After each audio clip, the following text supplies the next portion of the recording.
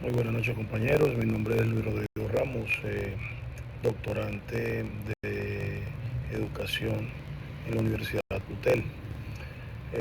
Para hoy pues vengo a compartir con ustedes un trabajo acerca de las tecnologías digitales en la sociedad de la información, todo desde una perspectiva crítica y sistémica. Este trabajo se fundamenta en los aportes de Castell, Jenkins, Martin, Barbero y Area, quienes permiten, de cierto modo, comprender cómo la comunicación ha sido configurada en la sociedad red. Aquí planteamos una pregunta central que orienta la investigación. La pregunta plantea la siguiente: ¿cómo las tecnologías digitales reconfiguran la construcción de significados, la comunicación social y la práctica educativa en la sociedad? Entonces podemos decir que la problematización por parte del reconocimiento que no estamos simplemente ante herramientas tecnológicas, sino ante transformaciones estructurales en los modos de interacción humana y la sociedad red.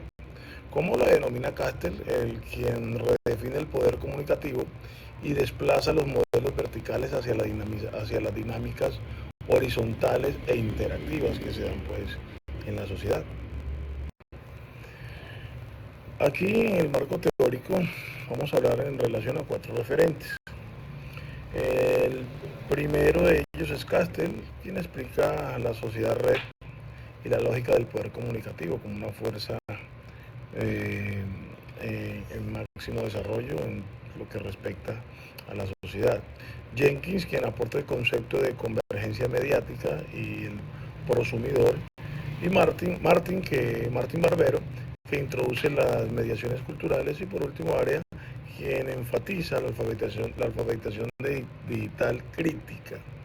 Este marco, de cierto modo, nos permite comprender que la comunicación digital no es solo técnica, sino cultural, simbólica y política. Y sobre todo en este último aspecto, encontramos que viene con más fuerza en cada que la juventud las personas del momento están utilizando mucho más esta herramienta, ya no con fines, digamos, recreativos, sino también como precursores de información. Bueno, en este momento mostramos una diapositiva que habla de la cronología de la comunicación mediada. Aquí presento una línea histórica que muestra el tránsito desde la escritura, la imprenta, los medios masivos y finalmente el Internet y las redes sociodigitales.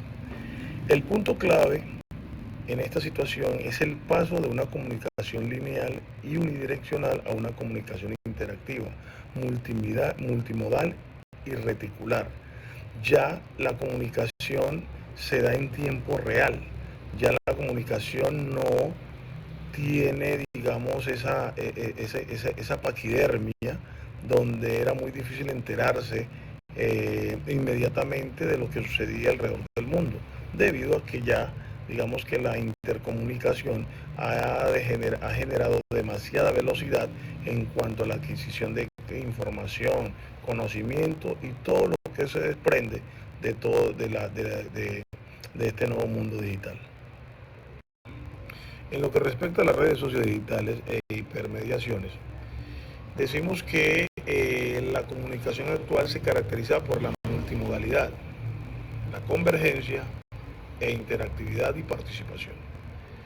Digamos que las hipermediaciones implican la articulación de múltiples lenguajes en plataformas interconectadas donde el usuario deja de ser receptor pasivo y se convierte en un prosumidor, lo que significa que además de ser receptor, de recibir información, también tiene acceso a través de programas para poder, digamos, intervenir en lo que recibe, sobre todo lo que son aspectos de construcción en cuanto a la digitalización, en cuanto a la organización de programas, en cuanto a la organización y creación de programas. Entonces, en la medida que las personas tienen acceso a este tipo de información, también pueden entonces modificar lo que están consumiendo. Eso es básicamente pues lo que se traía para compartir en esta diapositiva. En lo que respecta a la comunicación socializada, esta se basa en la producción colectiva, la circulación horizontal e inteligencia conectiva. Aquí digamos que se evidencia el paso del modelo vertical al modelo reticular. La idea central es que la comunicación ya no se estructura jerárquicamente, sino que en redes, digamos, son más dinámicas y de colaboración, lo que hace entonces que la socialización de la información, el conocimiento, sea mucho más amplio y que permite además también la resignificación de aquello a lo que se tiene acceso. Bueno, aquí podemos hablar de la construcción simbólica en el entorno digital. Para esto se presenta allí un esquema que inicia con un emisor digital, quien codifica de manera multimodal la información, la sube a la plataforma o las redes.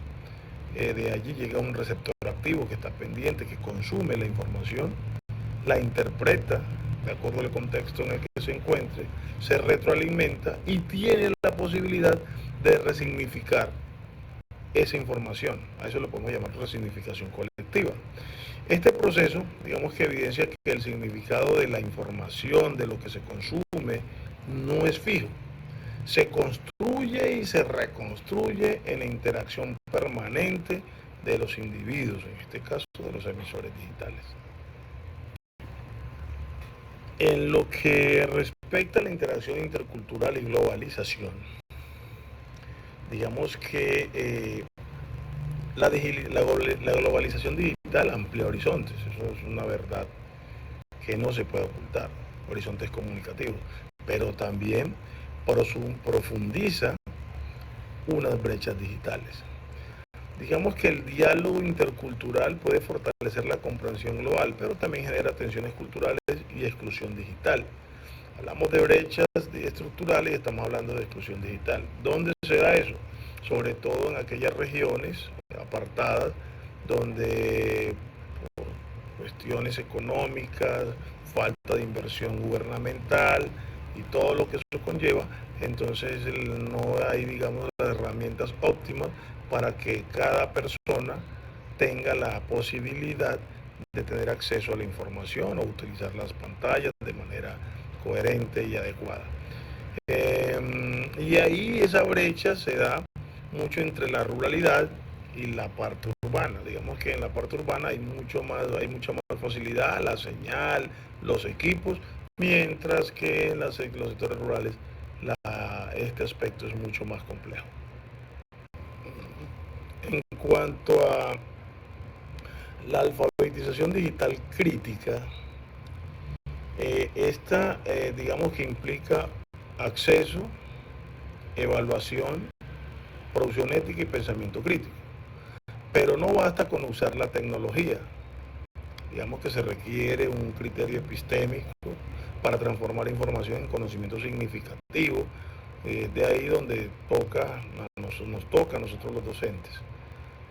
Digamos que llevar a los jóvenes, a los niños, de manera clara y estructural, donde sepan que a partir de estas herramientas ellos pueden construir sus conocimientos y que no se queden solo en la indagación o en la exploración de juegos o también solamente en el compartir de páginas, digamos redes sociales, que es básicamente para los que más lo utilizan.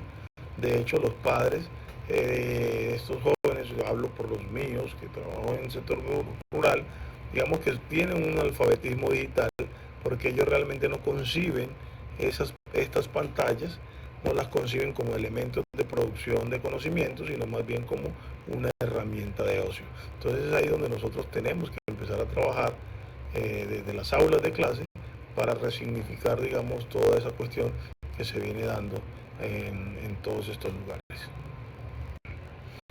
En cuanto a este tema, también hay unas posturas críticas. Estas son muy personales, pero creo que pueden ser, digamos, socializadas con el grueso de los doctorantes. En este caso, expongo, digamos, un análisis comparativo frente a mi postura. Digamos que a favor podemos encontrar la democratización, ¿sí? El acceso a la información es libre, de libre albedrío, cualquiera puede entrar, puede tener acceso a ella, a excepción de algunos países que tienen ciertas restricciones, el caso de Cuba, por ahí Corea del Norte y otros. En cuanto al aprendizaje colaborativo, también es, digamos que es algo que es a favor. De hecho, nosotros hoy nos estamos formando en aprendizaje colaborativo a través del doctorado. Y la participación ciudadana, cualquiera tiene acceso a la información, las noticias, ya la gente casi no ve noticias, se documenta mucho a partir de lo que aparece en las redes de información. Sin embargo, hay informaciones que no son, digamos, de fuentes fiables y quizá muchas son posturas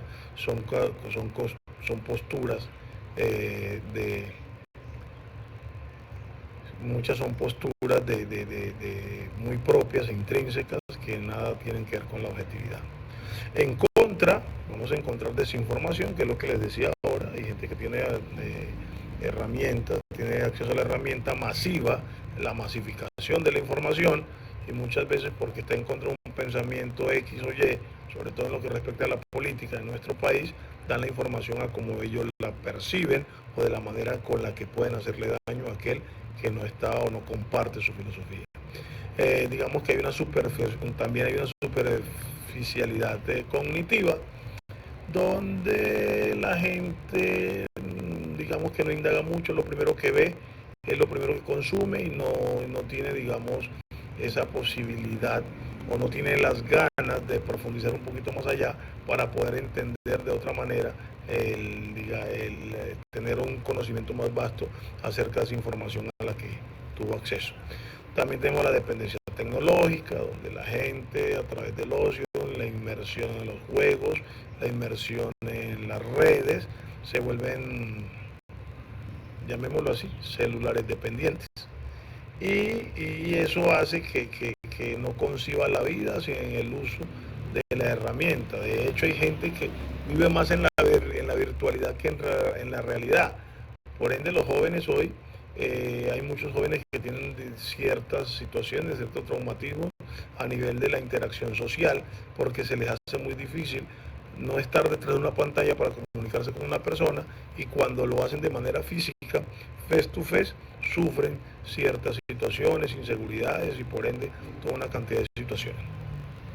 Entonces, también podemos hablar de que en contra vamos a encontrar brechas estructurales por la falta de inversión, que ya lo hablamos anteriormente, y en cuanto a conectividad y adquisición de equipos. En cuanto a lo que tiene que ver, bueno, digamos que esto también demuestra que la tecnología puede ser ambivalente. Su impacto depende del uso ético, personal y pedagógico.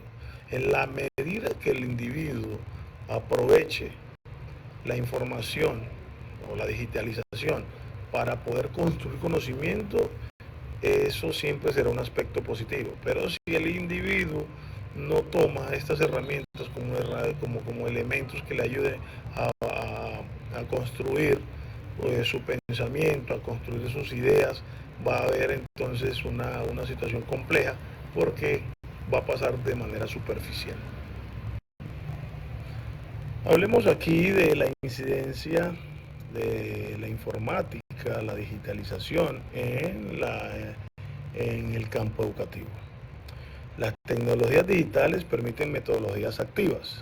Ya no vemos, o sea, sí se ve, pero no es conveniente el maestro librícola que se ciñe única y exclusivamente a la copia o al libro y deja de lado las pantallas. Aquí, cuando se tiene acceso, se sabe utilizar, el maestro se prepara y sabe utilizar las herramientas tecnológicas, apunta a un aprendizaje colaborativo y a una evaluación formativa constante. Sin embargo, esta transformación no depende de la herramienta, depende del enfoque pedagógico y la formación del docente, que sea una formación continua, de punta que le permita al maestro tener acceso a la información, a la gamificación, a los juegos interactivos, a llevar al estudiante a que utilice la herramienta para construir conocimientos. Pero uno ve que en las aulas todavía hay compañeros docentes que llegan al aula de clase y dicen punto y aparte, título, ya ahí se desarma todo, porque hay que tener en cuenta algo. Los jóvenes hoy en día se basan mucho en TikTok. Y un tema que pase más de 4 o 5 minutos, un tema académico, ya el muchacho le pierde interés. Y es ahí donde tenemos nosotros que jugárnosla para tener, digamos, volvernos en cierta medida bufones cibernéticos, bufones de la informática, para mantener al estudiante entretenido. Y no solamente con actividades que tengan que ver con el uso de la herramienta, sino también con actividades de conjunto, actividades que promuevan la colaboración en el aula a partir de juegos, cuestiones que se han ido dejando de lado. Digamos que no es necesario también, o tampoco es que sea muy necesario trabajar únicamente a partir de la informática, sino que también utilizar otros elementos que vuelvan la clase amena y que el estudiante se sienta, digamos, interesado en todo momento en lo que se desarrolla en el aula. Para concluir, puedo decir entonces que las tecnologías digitales han redefinido profundamente la comunicación humana. Eso no se puede contradecir. Digamos que ha permitido que se configure una sociedad interconectada que se basa en la convergencia mediática y en la construcción colectiva de significados. Pero depende el significado, depende la sociedad, dependen de muchos factores que realmente lo que se construye en ciertos sectores sea apropiado para los demás. Entonces, básicamente la conclusión, y con esto le doy fin a mi presentación, compañeros.